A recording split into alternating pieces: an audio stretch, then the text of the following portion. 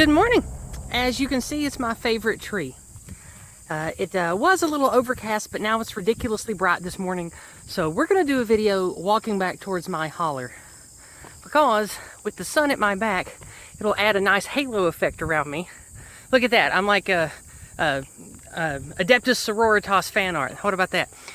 Minus the white hair, which I don't have anymore, sadly. Today, the reason I bring up Adeptus Sororitas, today we're going to talk about the divine order, the majesty of placement of hierarchy, and how that intersects with the problems that I've been complaining about. For the last year, you know that I've been frustrated trying to get the Christians in my area motivated. I've talked about this with others on AA's stream. I talked to Panama Hat and Turnip about this. I've discussed this with Donald and Nullis. I've discussed this with Jared and John. Excuse me. And I think I even brought it up a little bit with Jason when I was on with him. One of the things that frustrates me about Christians, about Protestants here in my area, might be similar in your area. Most of the people here are a mix of Southern Baptists. We have some Pentecostals, some Apostolics, but most of the people that I deal with are just, I hate to use the term generic, but a rather generic blend of Christian values and the Baptist colloquialisms here in Appalachia where I live. And I believe that I have finally put my finger on what it is that is the impediment. I am asking someone to become a parent when they're a child. And I don't mean that as an insult. I mean that archetypically. This is a nice shady spot. We're going to stop here for just a moment and let me let my skin cool off. The sun really hurts me. I'm not very good in the sun. I don't know if I actually have an allergy or not, but the sun makes my skin crawl. So we're going to hide out here while I cool off for a minute from the sun damage. I think that the primary issue I'm having with Christians in this area, and maybe this is what many of you come up against with Christians you try to influence in your life to start. There's a loud vehicle coming. I have to wait. All right, there it goes. That guy's farm truck is really loud, so I have to stop when he comes by. Anyway, I had to stop for another loud farm truck all of a sudden. Well, hopefully that's going to be the end of those for the next little while so I can actually get this done. Anyway, the main issue, I think, dealing with rural Christians and trying to get them motivated to build parallel, to stop using corporate services, to stop going to a generic grocery store 45 minutes away, wanting to invest locally. And I'm not even talking about political activism. I'm just talking about getting people invested in building local community goods and services and sort of getting them off the teat of corporate America. I think that alone has shown me something about Christians in my area. They have been taught, I was taught from a young age, that you are to be a good person and God will sort you out. This world is not ours. This world will be destroyed. We will live on after this world. We were taught from a young age that it was very important that we not lie, we not cuss, we don't attack others, that we're not bigots, that we're not child abusers, that we're not spouse abusers. We were taught all of these values through the lens of Christianity. We were also taught pacifism. We were taught don't attack anyone unless you have to for self-defense or protect your loved ones. We were taught spiritual and cultural pacifism, and that this world, in the end, is irrelevant.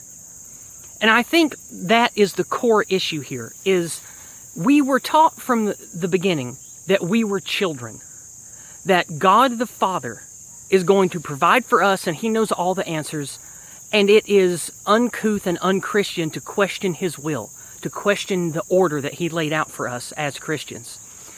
And I think that is the core issue. We're going to start walking again.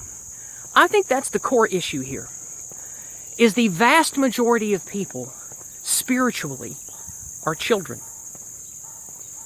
Take from that what you will as cultural allegory, but I believe it's true.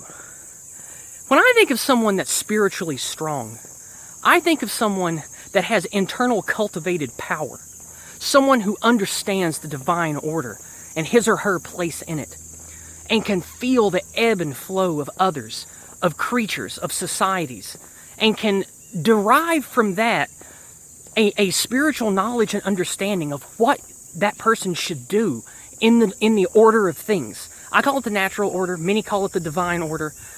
But I think that the problem here is the vast majority of people that have been raised on the kind of Christianity I was raised on were not taught to cultivate spiritual power. They were taught to cultivate spiritual obedience and are forever a child spiritually. And that is to their peace, that is to their fulfillment, but it is also to their weakness and their conquering. Say what you want to about who originated the Protestant strain of doctrine that has made the people the way they are here.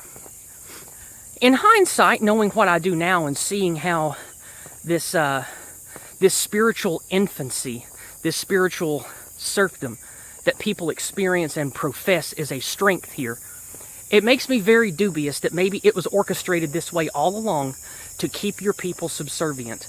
And no, I'm not talking about Zog and JQ stuff. I just mean in general. I think in general, maybe the way that religion was pitched to people was a way to teach them, oh, this world and this suffering doesn't matter. You'll be rewarded in heaven, so just do what you're told, do what the king says, and everything will be fine. Maybe that's where this all comes from. But this is what I'm up against, because the core of the issue here is spiritually, the people in this area, they believe that the greatest thing they can do is just be quiet and be a good person. They believe that is the penultimate action. There's no getting around that.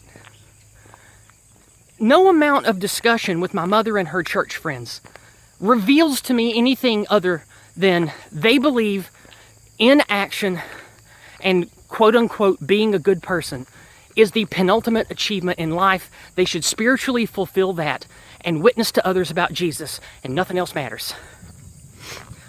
I've talked to a few men who are like that too. I mostly talk to women my age and older around here. Talk to a few dudes around here too. But the dudes around here I talk to seem to also be... We're gonna go over here. Let's see what it looks like over here.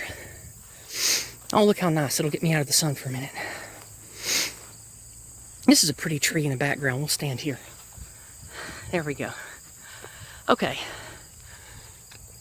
The few men that I talk to around here, they also seem to be crippled by inaction based upon what I believe to be some kind of spiritual replacement for male stoicism.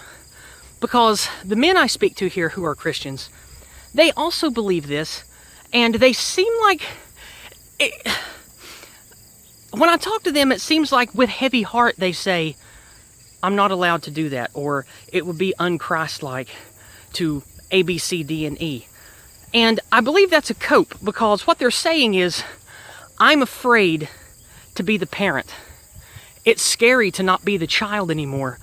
It's scary to know the weight of the world and my people and my cultures on my shoulders, and there's not a God looking out for this. I think these people, in my area at least, the Christians here, it's a mix of willful ignorance, knowing that the world and the society that they thought they lived in was crumbling around them, and not wanting to shake their faith because it's all they have. And I think that it's that weakness, it's that spiritual infancy, that purposeful retardation of spiritual strength that keeps me from being able to inspire these people here. That is an ugly, dark realization, because if that's true, what am I looking for? Am I looking for a needle in the haystack? Am I looking for one out of a million people here in Appalachia that is the right combination of ethics and spirituality and drive to actually start building anything here? The people I talk to all say, oh yeah, yes, that's a great idea. I would love there to be a local shop. I would love there to be, I don't know, a local tailor, a local shoemaker, a local repair guy that can work on your electronics. They all say that. But what do? They order from Amazon. They go to Walmart. They eat at McDonald's. They go and buy boxed goods for their kids. They order toys online from Chinese manufacturers. They all drive gas-guzzling vehicles that they have no idea how to repair if something goes wrong. It's sad. It makes me sad that so many people agree with me that the things I want should be done, but no one's willing to inconvenience themselves to either fund it or to do it themselves. I'm willing, I don't have the funding or the connections. I'm a people person, I'm a networker, I'm an inspirer. That's what I do with my time. I've met people around here that know everything there is to know about local plumbing and septic tank stuff. They don't want to start their own business. They said that they had their own business, and then a small company, an LLC, moved into town and put them all out of business because they had a bunch of employees and a bunch of Mexicans that worked real cheap and drove everybody out of business. And so my answer to Steve was, well, start again. You have a house, you have equity, start a little business. Start offering people personal home plumbing, and he does something else too. I think he does roofing or cabinets or some shit. Start offering that locally, just you, and build a business from there. He's like, nah, I can't do that. You know why? Because he's too comfortable. He's too comfortable. He likes the LLC job he has now. He works a little bit for somebody he doesn't know, and those profits go to somebody out of state. But he's happy. His bills are paid. He gets to buy his kids toys. But what comes after that? What happens when he's gone? He's not trained anyone around here about plumbing. He's not trained anyone around here how to do his trade. He has no apprentice. And when he's dead and gone, that skill and that subset of an important person in our community is gone. It's gone. Nobody around here knows how to do that stuff because he's not teaching anybody. There's no personal business for him to pass on to his kids or to someone else who wants to pick it up. I get frustrated because I hear a lot of yeses when I talk to people about this shit, but nobody gets off the fucking dime. Nobody's willing to inconvenience themselves, and I think it's because, I'm sorry, Christians, you're going to get mad at me for this, but I think it's because the adherence to the American Protestant trope of Christianity has made them all spiritually weak children. And they believe that they're just supposed to enjoy the good times and then Daddy God's going to fix it at the end. And that makes me sad. Because that's not how life should be. That's not how Christians should be. And we finally found some wildlife on one of my nature walks. We found us a little caterpillar. Hi, little caterpillar. Boop, boop, boop. All right. We're going to make sure not to step on him and leave him on his way. But anyway, I'm getting close to Sleepy Hollow now, so that's going to be the end of my talk today. If you're a Christian and I've made you angry, I'm sorry. But if you're a Christian and I lit a fire under your ass, talk about this to your church friends. Talk about this to your youth group. Talk about this to the people that are in your family that are Christians. And that's really bright over there. I gotta turn around. I gotta make it to these to this shade up here before I die. Anyway, I love you guys. Let me know what you think in the comments below. And I've been thinking a lot about religious stuff lately, so I'm going to do a Bible verse video this week too. So hopefully I'll see you guys tomorrow morning for that. Take care, everybody. God bless.